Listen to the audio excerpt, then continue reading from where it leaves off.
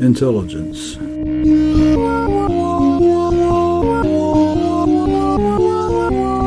There are a lot of different definitions of intelligence. I like to think of intelligence as the ability to predict the future. If you measure intelligence by scores on IQ tests, I imagine that authoritarians and libertarians would, on average, have about the same IQ. If that's true, why is it that authoritarians seem to do a lot of foolish things?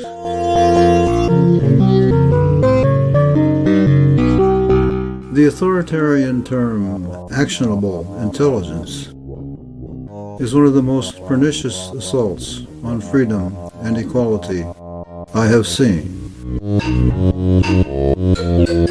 By pounding the phrase actionable intelligence into the mass consciousness, the establishment has claimed the right to use massive, lethal force without a public justification at all. Trial by jury, guilty beyond a reasonable doubt. Those so-called protections against unbridled state destruction and death are ignored. Our government kills people for secret reasons and with secret justification. Our government kills people in foreign countries without ever declaring war. And that's a total violation of both the spirit and the letter of even the authoritarian U.S. Constitution.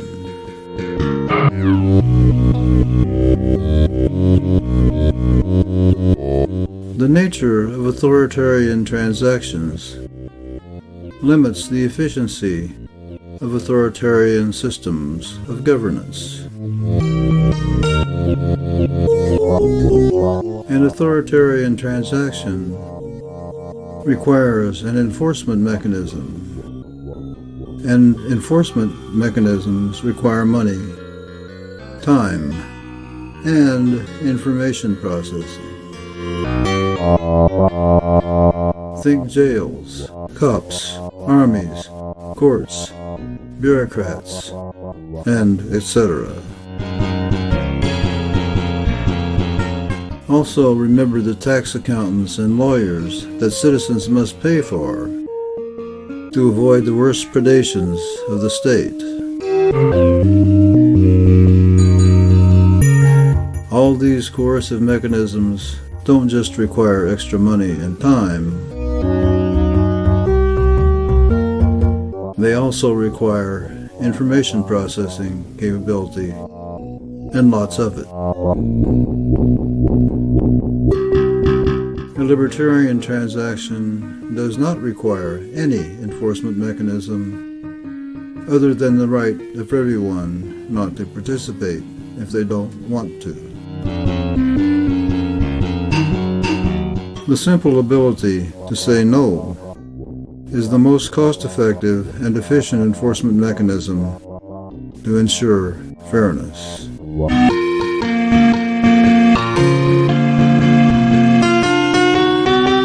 The authoritarian may have just as much native intelligence as the libertarian, but a lot of the authoritarian's intelligence is tied up in managing violence and deceit. The use of violence and deceit limits the authoritarian's ability to communicate and cooperate.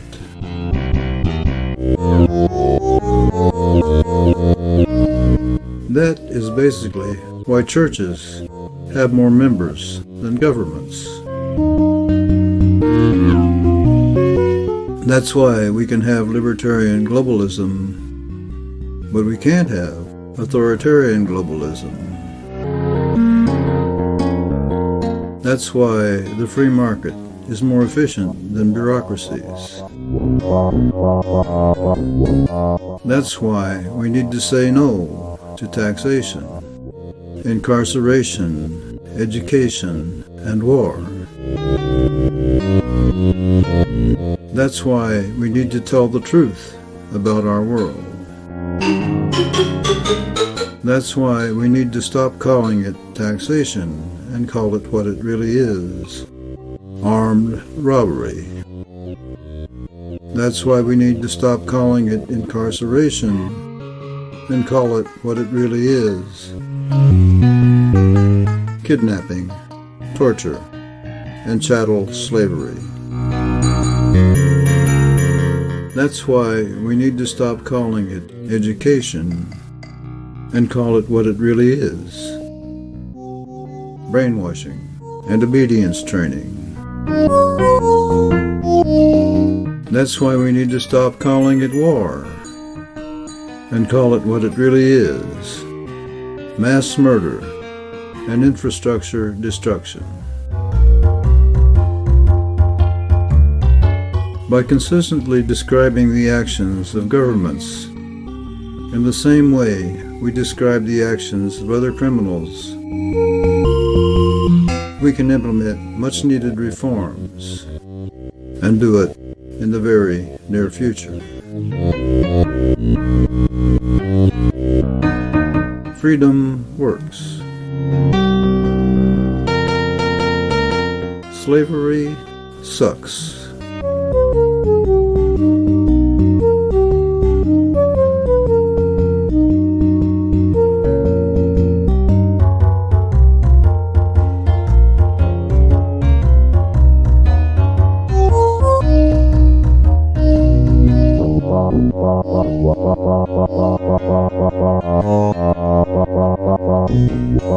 Wow.